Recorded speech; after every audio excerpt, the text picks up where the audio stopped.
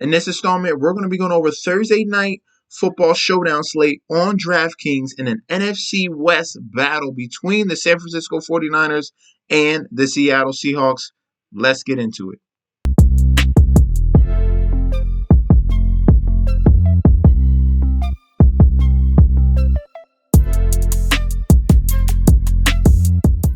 Hey, yo! Welcome back to the channel. It's your boy Chef D, and I'm here to give you the winning ingredients for your Thursday Night Football Showdown slate on DraftKings between the San Francisco 49ers and the Seattle Seahawks. Right before we deep dive into this great NFC West battle between these two teams, don't forget to like, comment, and subscribe to the channel. Make sure you are following me on Instagram and Twitter at MetsNetsJetsD. Also, don't forget about that TikTok at Chef_D91. And don't forget about the Patreon. If you want more DFS betting and fantasy football advice, you gotta sign up for those links down below. All right, the first thing that we're going to get into before we get to the El Capitans and the Flex Ops will be the injury report for this game that we got right here. The Seattle side of the football, they did not update their Tuesday injury report, but you would have to really go through here on DraftKings. You'll see the little blurbs. That's going to confirm all the stuff that happened on Tuesday. All right, so DJ Dallas was not a participant in practice yet again for Tuesday. He's trending towards not playing for this game on Thursday. Kenneth Walker is trending towards playing. He got in another limited practice. DK Metcalf and Will Dissly is going to be fine. So the main concern was DJ Dallas. He's not going to be the number 2 running back behind Kenneth Walker. It's going to be Travis Homer, and DJ Dallas is most likely going to be out for Thursday. On the San Francisco side of the football, Jimmy Garoppolo, we already know he is not going to play, all right? Deebo Samuel, we saw how he went down in the week prior. He's obviously not going to play. Christian McCaffrey is fine, but Brock Purdy's coming in with an oblique and rib injury, all right? He did go through with limited practices on Monday and Tuesday. He's trending towards playing, but it's going to be up to him. Technically, he is a game time decision when it's coming to Thursday Night Football, right? If he is not able to gut it through, it's going to be Josh Johnson that's going to be the quarterback for this team in San Francisco. All right, so that's going to be a little bit of a factor. We do have to pay attention to that. Let's move on to the captains. Now we are on to the El Capitans, all right? This is the top tier cream of the crop. The first guy we are going to start with will be Christian McCaffrey. He does come in with a Q-tap. He's going to be fine. Limited practices the last couple days. So Christian McCaffrey's in a prime position here.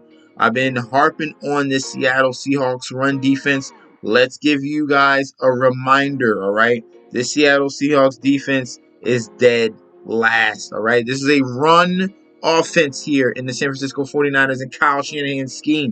They're going to run the football at a very high clip and very creatively.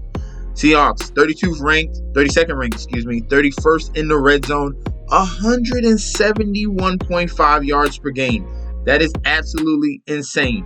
5.1 yards a carry, 1.8 TDs a game. And this is Christian McCaffrey and Kyle Shanahan put together, that mind, that running scheme. This is a smash play.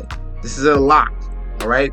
He's going to be our favorite top-tier captain, hands down, all right? Hands down, especially if Brock Purdy can't play and they're going to Josh Johnson. They're going to lean on CMC even more. This is the reason why they got him, all right? Next, the guy we're going to talk about is going to be Geno Smith. We can consider him, all right?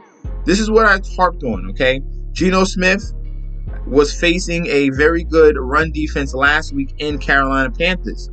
Now, he's going up against another good run defense in the San Francisco 49ers. Let's flip those ranks around. And you got the 49ers 3rd overall, 2nd in the red zone rank, okay? Only 3.3 yards a carry, 43 total yards per game, okay? This is going to force Geno Smith to throw the football. If they can't run the ball, it's going to be in the hands of Geno Smith. And here's where the key is, okay? We saw Geno Smith in more of a throw type of offense here. 21 to 36, 264 yards, 3 touchdowns, okay? He had 2 interceptions, okay? That's going to be leaning towards this defense, forcing this team to throw the football more, and it's going to create more opportunities for mistakes for Geno Smith. That's a positive, but it's a good thing to see that he came through with over 20 fantasy points. All right, look at this. Last 5 games, he has all games over 20 fantasy points. 22, 27, 24, 20, 21. Geno Smith is looking very, very good. And we can go to this well right here because the situation that they're going to be put in, the San Francisco 49ers defense is very stout against the run. It's going to force Geno Smith to throw, and he's going to be in a game script to put up some fantasy points. So I'm liking him as an option as a captain, but definitely in the flex as well. And who will he be throwing to? We got Tyler Lockett and we got DK Metcalf. My favorite out of the two will be DK Metcalf. This man is a freak amongst men. All right, that's the sentence right there. A freak amongst men right here. 5 of 10 for 71 and a touchdown. 18.1 fantasy points against Carolina here. And if we're looking at fantasy points allowed to that wide receiver position, these 49ers, this defense is across the board top 10, okay? They're giving up yards. That's the key, okay? That's the key in this. If we go down just a little bit, 22nd overall, 5th in the red zone. So they lock down in that red zone area, but between the 20s, they are giving up yards. And this is where DK Metcalf and Tyler Lockett come in. They can put up some fantasy points, get some receptions, hopefully get close to 100 yards. And if they get in the end zone, that is icing on the cake here. So DK Metcalf is going to be one of our options as a captain because this is a bend don't break defense here. Stout against the run. The wide receivers are having a little bit more success. So I like DK Metcalf. Number 2 would be Tyler Lockett.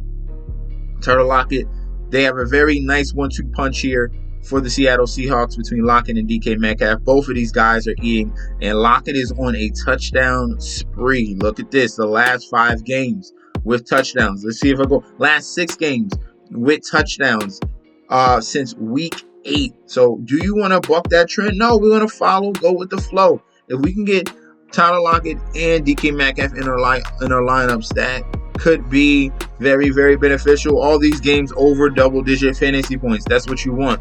And still having the San Francisco defense could be an option. We'll get to that just a little bit later, all right? So Tyler Lockett is a like. Metcalf is a like because they're going to be force-fed. Literally, it's a funnel offense here with Lockett and Metcalf getting the majority of the targets. They rarely fail. We're looking at some other guys on the other side. Brock Purdy, more of a flex option, but with how fluid this offense is, the way that this running game puts him in very good situations, it lends him to have good fantasy performances. So against Miami, was a blowout, 15 fantasy points, solid night. He didn't have to do much, all right? Game against Tampa Bay, another blowout, 21.7, Brock Purdy, another good fantasy performance right here. So we can consider him in captain and flex range here because of what they're going to allow. Seattle Seahawks are allowing a ton of yards rushing when they get in that red zone. Maybe it's a scenario where it's 3rd down. They might be forced to throw the ball, and this could be a pass to Christian McCaffrey or Brandon Ayuk or George Kittle. So Brock Purdy is in a good spot to be considered at the captain as well. Let's go to some of his other options as receivers. Brandon Ayuk with Deebo Samuel out.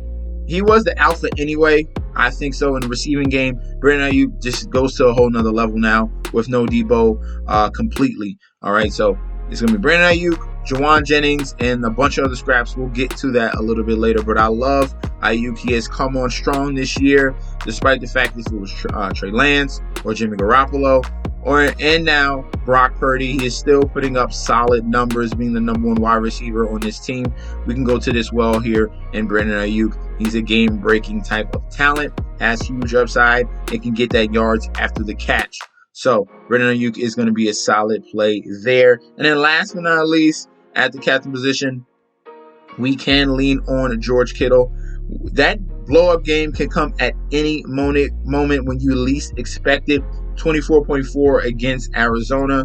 We finally got a burst out of him. 21.9 against KC. 16.3 against Atlanta. So George Kittle, big game, can come out of nowhere. He's still a very, very good play here.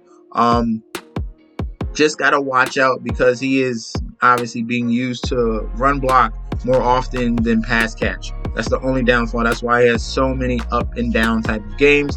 but he's one of the more riskier plays at that captain position. Let's move on to the flex ops. On to our flex ops, and the first guy we're going to talk about, we got to touch on Kenneth Walker, right? Kenneth Walker obviously had a great middle season run here where we had 30 fantasy points. He had 31 against the Chargers, 19-14. He was looking great after the injury to the other Seattle Seahawks running backs. And now this is a situation, like I said, San Francisco 49ers are a top-tier run defense, so it's going to lean more on Geno Smith throwing that football. But this comes into a territory where he's going to be lower owned. He's going to be contrarian. So could you consider Kenneth Walker as a flex? You could. You could. If they're moving the football and he gets in situations at the goal line where he can get in the end zone, similar to this game against the Raiders, as you can see, week 12, 14 carries, 26 yards. It's a horrible game, but he had 2 touchdowns. So that could be a scenario where you can see that coming through for Kenneth Walker being a good play. All right, I don't see him having a great game at all because of the San Francisco 49ers defense, but weirder things have happened. All right, so we'll put Kenneth Walker in the flex position. We're not going to totally write him out. All right, other guys we could look at, Marquise Goodwin. He's going to be the number 3 option in this offense at wide receiver. He had a blow-up game against Carolina. He can be considered. He's more of a mid-range flex play, not a definite. All right, let's continue to go down. I have some better options here. I want to stick with this running game on the San Francisco 49ers side. And the number 2 running back here is Jordan Mason. This is going to be one of our favorite running back, one of our favorite flex plays, here. We got Quavo and Jordan Mason right here, 4,800.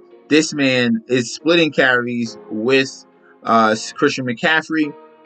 He's going to get some touches in a very, very good matchup. Going double running back on this 49ers offense, it would be awesome to see these horrible stats that the Seattle run defense is giving up. Both of these guys could eat. So Jordan Mason is going to be a solid option at flex. Going to be contrarian if you see going with Christian McCaffrey and Jordan Mason. Not a lot of guys are going to be doing that type of lineup build. If we're going to kickers and defenses, no way I'm going to trust the Seattle Seahawks defense. I would go towards the San Francisco defense in this type of game. Like I said, they're going to force Geno Smith to throw the football more, and he can turn that football over. He had 2 interceptions last week. 49ers defense is across the board pretty much top tier, and they are in the spot and are averaging 9.8 fantasy points per game. As you can see, 10, 18, 15, 11. They have been very good the past 4 weeks. So in another game script here where they can cash in, I will consider the 49ers defense definitely over the definitely over the Seattle Seahawks. All right. If we're looking at kickers, we're going to go with the San Francisco 49ers kicker in Robbie Gould. If you're looking at fantasy points allowed to kickers, Seattle Seahawks are 28th overall, allowing 9 fantasy points a game. So I love Robbie Gould here. We're going to lean more to him over Jason Myers, even though he has been averaging 9.4 fantasy points per game. Back-to-back 10-point games in week 13 and week 12, and then 6 if they're really not moving that football that well. But we're going to stick with Robbie Gould there. All right, let's see if we can find some other gems down low. Noah Fant is the number 1 tight end here. Poor game against Carolina. Definitely, you thought he was going to bounce back. Well, not bounce back. Well, take it to the next level after that game against the Los Angeles Rams where he got a touchdown. He's splitting reps with 2 other tight ends. So I want to full fade all the tight ends. Noah Fant we can get away from. Will Dissly. You don't know which one is going to be. If you feel comfortable choosing the tight end on the Seattle Seahawks, go ahead. Feel free to. I'm not going to. They're really splitting all the snaps. You don't know which one. It could be Will Dissly. It could be Parkinson. It could be Noah Fant. You're playing Russian roulette there. So we're going to full fade all 3 tight ends on the Seattle Seahawks side. If you want to choose one, if you're in a desperate situation at flex, you want to throw one of those guys in, I would lean more towards Noah Fant. He has more talent out of those three. All right, let's see if we can find some more gems down low. Jawan Jennings is the number 2 wide receiver in this offense at $3,600. He's going to see a decent amount of targets now with no Deebo Samuel. It's going to be Brandon Ayuk, Jawan Jennings on the other side. He's had some upside games earlier in the season. He's a decent play down low at flex as well. And in this range, you're coming to the lower snap guys. Kyle Juszczyk is always good for a couple points here and there if you're in a desperate situation. As you can see, 2.7, 10.2. He needs to get in the end zone for him to cash, but he's always good for a few plays here and there. He just needs to get in the end zone. Tevin Coleman is a number 3 running back. And then down below, this is where you do not want to go. You don't have to go there. You don't need to go there, right? If we're looking at cheaper options, I would stick to this group here that we got in the flex crop here. Now, let's key in on the top 3 guys for our lineup builds. Definite, all right? Definite in each and every one of our lineups. Number 1 will be Christian McCaffrey. Christian McCaffrey in a prime position against the Seattle Seahawks run defense. I'm loving him in this matchup. Number two, because it's going to be all on his shoulders, we are going to go with... He's been so consistent. We're going to go with Geno Smith. Geno Smith is our number 2 option. Same scenario. Going to be forced to throw the football. He has looked phenomenal all year long, and we're hoping this 20-point fantasy point performance can continue. All right, 19, 21, 24, 27, 22. That's what we want to keep rolling in this type of game environment. He is the home team. I think he can get you there, but he will most likely make some key turnovers. We got interceptions against Carolina, Rams, Las Vegas, and Arizona, and we got fumbles as well in 3 straight games. So Geno Smith has upside, but it's still beneficiary if you do play that 49ers defense, all right? This is a 1-game slate showdown, all right? It's fine playing both sides, okay? And then number 3, the number 3 option we're going to go with the number 1 wide receiver on this team currently, and that's going to be Brandon Ayuk. I get it, Woolen is going to be on the other side of the football, but this concentration of usage, when they're going to throw that football, Brandon Ayuk will be the number 1 target getter. All right, they're going to find creative ways to get him the football, and he has very good yards after the catch ability. So I'm going to choose him as our 3rd option. All right, so thank you guys for tuning in. I apologize for that last Monday Night Football showdown slate. I was not able to get a video out. I was a little bit under the weather, but we're going to keep things rolling. Going to go through this to the rest of this season and into the playoffs strong. And thank you guys for tuning in. Don't forget to like, comment, and subscribe. And I'll be back with another video very soon. All right, peace out.